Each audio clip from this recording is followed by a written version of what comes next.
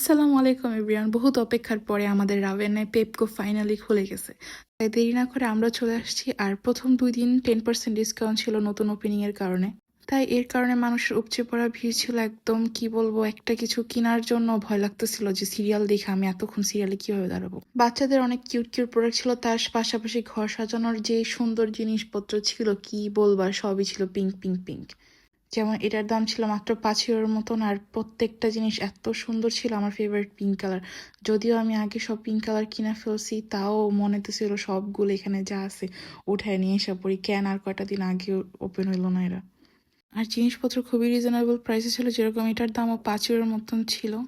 তারপরে কিউট ডায়েরিটা অনেক 2 ইউরো 50 পয়সার মতো ছিল। মানে জিনিসপত্র এত সস্তা আর এত কিউট ছিল, মন যেতেছিল পুরো দোকানটি উঠায় নিয়ে এসে পড়ি।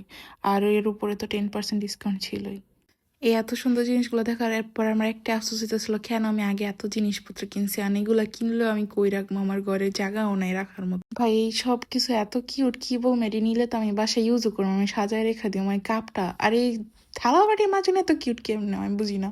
আর এটা আমি নিবো কি নিবো না চিন্তায় আসছিলাম। পরে ঘুরতে ঘুরতে মাথা ঘুরাইতেছিল আমার, কি রেখা কি নিবো আমি কিছু বুঝতেছিল না। এক পর্যায়ে মনে হচ্ছিল কিছুই না নিয়ে বাইরে হয়েছি।